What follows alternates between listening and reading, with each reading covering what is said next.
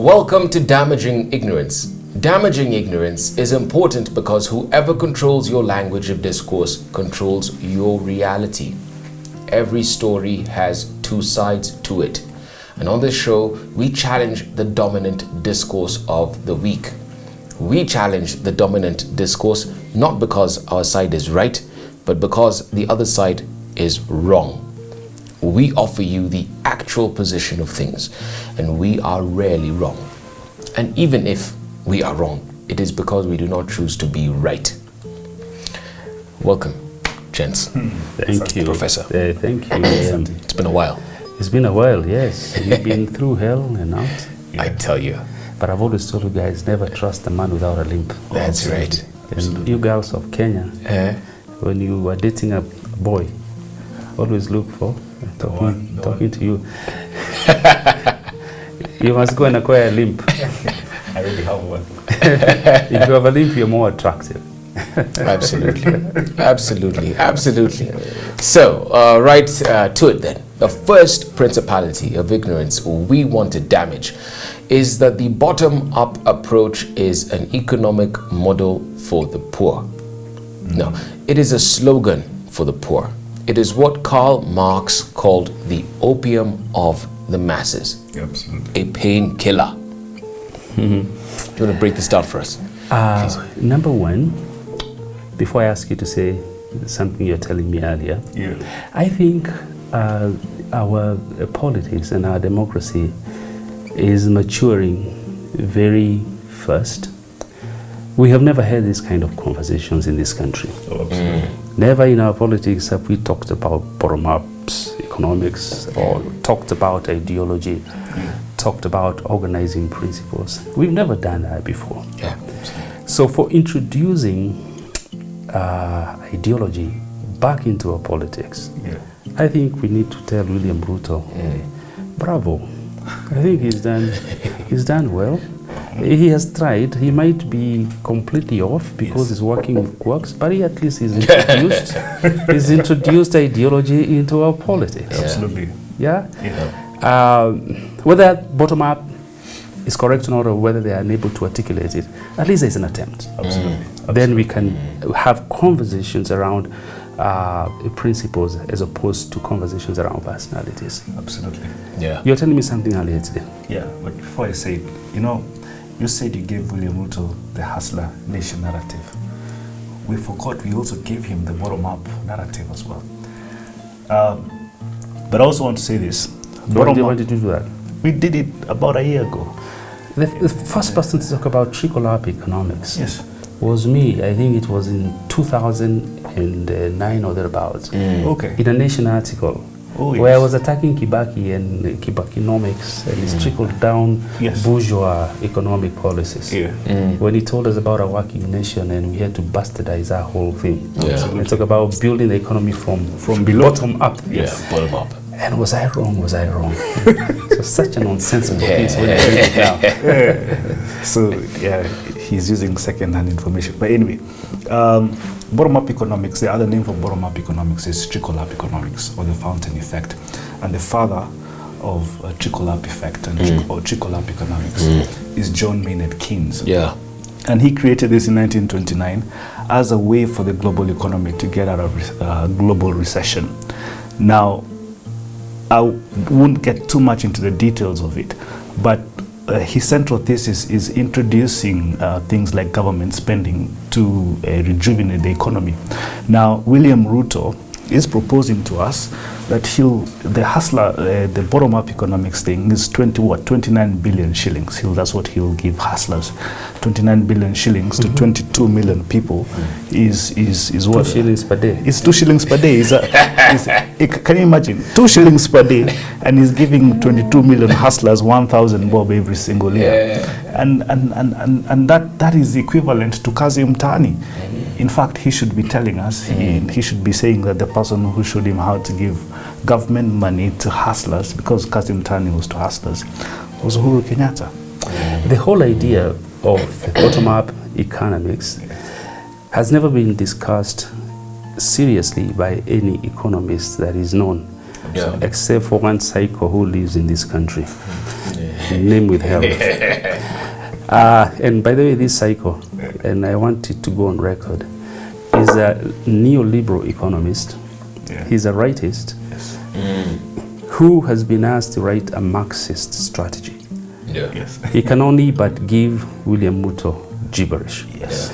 And that is why my good friend and big sister Alice Wahome was talking gibberish the other day on television. It is not because she was wrong, but that's what David Day told us Oh, to. absolutely. Yeah. told her to say. Because he himself cannot explain this thing very well. But yes, John Keynes is the one who came up with this. Yeah, absolutely. And when I read about that a while ago, was it 2016 when we were reading about that? Yeah. I was surprised because I always associated John Keynes with trickle-down economics. Absolutely. But his understanding Yeah. of trickle-up economics Yeah. or fountain economics Yeah. was not about poor people. Yes. Yeah. It was not about the hustlers. Yes. It was about the middle Class. Absolutely. It was targeted at the middle class. It was about getting the middle class, building them Yeah. from the middle out. Absolutely. It was about creating entrepreneurs, Yeah. young ones, Yeah. who have some inventions they have, Yeah. and growing them, giving them credit and all that. Absolutely. And that is what Raila Odinga's Yes. principle is all It's about. all about. Absolutely. You see, he's been talking about made in Kenya, Yes. economic nationalism. Absolutely. It's about building the economy from the middle out. Out. Bourgeois petty bourgeois economics. Yeah. But you can never build an economy from the bottom up. However, although 1829, Yeah. 1929, Yeah. Keynes talks about it. Yeah. The man who actually really spoke about the bottom-up economics Yeah. was Karl Marx. Absolutely. Way before that. Yeah. And then this was elaborated by subsequent, or debated by subsequent thinkers like Ricardo and others, Yeah. even Adam Smith. Yeah. Then someplace Yeah. in at the 1970s, after the idea had died, Yeah. it was revived again. Yes. But it was revived for underdeveloped economies. Yeah. Where they say that the state is the problem and you have to roll back the frontiers of the state Yes. by empowering self-help groups on the ground Yeah. that will coalesce together Absolutely. and do development, Yeah. participatory development from down up. Yes. And that is what led to the NGOization of politics in Africa. And the NGOization, by the way, Yeah. the rise of NGOs was introduced in our countries as a way of creating an alternative state. Yeah. Oh, yes. Because the NGOs were funded That's by right. Muzungus. Yes. So when you're funded by Muzungus, Yes. then you have to sing the Muzungu tune. Tune. Yeah. So they did bottom-up development, development from below. From below. But what is interesting is that in 1988, Yes. and it's on record, Yeah. the UNDP, Yes. top agency on development matters from the UN, declared that this bottom-up approach is dead. It is completely ineffective in a report that they did. And the matter was completely abandoned Yeah. by many agencies thereafter. And that's the reason why, even to date, NGOs in this country, one would say that they have been completely beheaded, or they are incapacitated, they are muzzled completely. Yeah. It's because the approach they have Yeah. has been proven not to work. Dambisa Moyo, Yes. Absolutely. in her book Dead Aid, Yeah. says the same thing. Yeah. That we pumped a lot of money from aid into NGOs and agencies Yeah. on the ground, but all of that money went to waste. Now, for your friend, the economist Psycho, for him to come and recycle Yes. an idea from 1929 Yeah. that was reintroduced into development practice, economic practice, in the 1970s, Yeah. then declared dead Yes. in 1988 by UNDP with top-notch agency on development across, and very good thinking. For him to take that and polish it and then recycle it for William Ruto, one can only say that with conmanship. No, it's not conmanship. I want to hypothesize that this gentleman does not mean DP well. DP is looking for something to handle, to put his handle to hang his conversations on, something to sell to hustlers. But he is turned to the wrong guy, because this guy has advised the losing side in every election. That's why he's gone and taken up and polished an old idea, put it out there, and DP and his fellows are talking gibberish. They cannot explain it because the thing has been proven to have died. Yes, and maybe that's why we are calling it MATAKONOMICS. So then. No comment. I can see you're a student of Tuju. So then on to the second principality of ignorance. This is what we would like to damage, is that the bottom-up approach as a political ideology is effective. The fact is that it has been a total failure. Here are 3 examples. The Soviet Union under the Bolsheviks, after the Romanovs were overthrown, they introduced it and it failed miserably. And this failure was only reversed by Mikhail Gorbachev through glasnost and perestroika, right? Reform approaches that he had taken on. The communist revolution in China under Mao Zedong, same thing, it also failed until they embraced some free market principles under Chairman Deng Xiaoping. And then closer to home in Tanzania, bottoms-up economics was experimented by Julius Nyerere under Ujamaa, following the Arusha Declaration of 1967. Nyerere later on himself was to later admit that the bottoms-up model could not work and that Ujamaa had failed. Absolutely. History is replete with examples of failure of this. And that's why I'm saying, well as William Ruto might have good intentions in trying to create ideology around his hustler movement, and I think idea of ideology-driven politics is a good idea. But as he has good intentions, he has hired incompetent people. The bottom-up approach is an end in itself. Let me explain.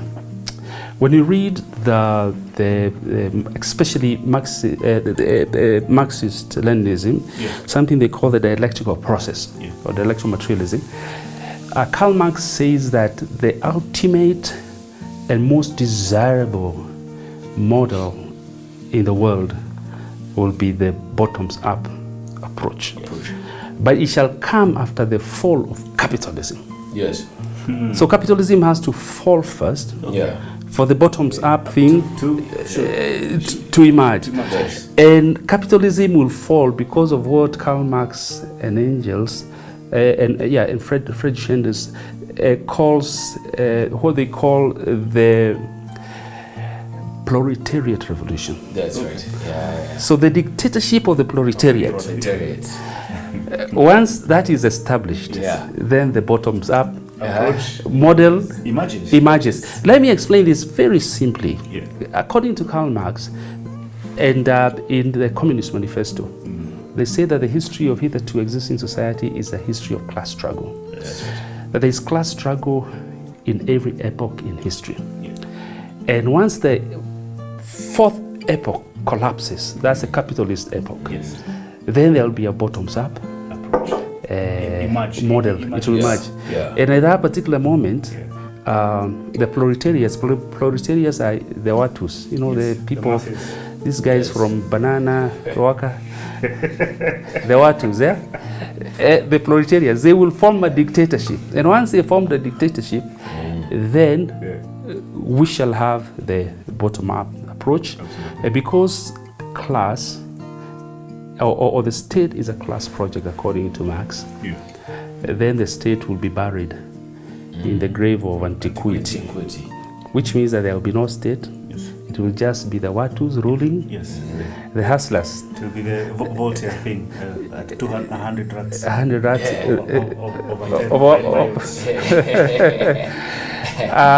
So I think the point I'm making here is that as a political ideology, bottoms up is an end in itself.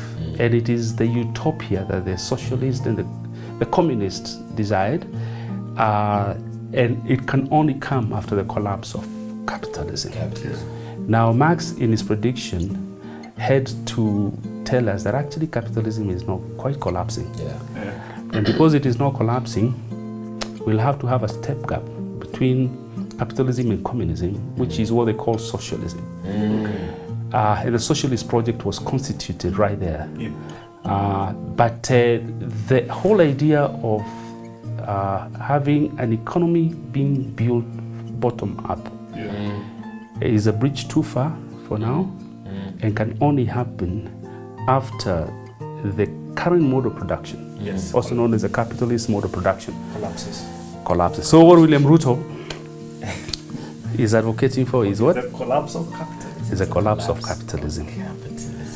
And when I was 19, I would have really supported the collapse of capitalism in these multinational things.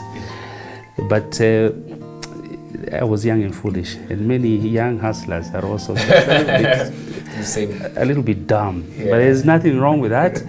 You do remember what Winston Churchill told us, that when you are 19 and you're not a communist, you're not a hustler who believes in some of these slogans. You have no heart. You have no heart. But when you turn 30, you have a baby, two babies, a home and a wife, and you have not become a Marxist, a capitalist. Then Ikoshida. Then you have no head. You have no head. So how are you gonna make ends meet? Absolutely. So we must let our young people enjoy the opium of the masses. The masses. Given to them in the name of hustlers, in the name of bottoms up, because they have heart. Absolutely.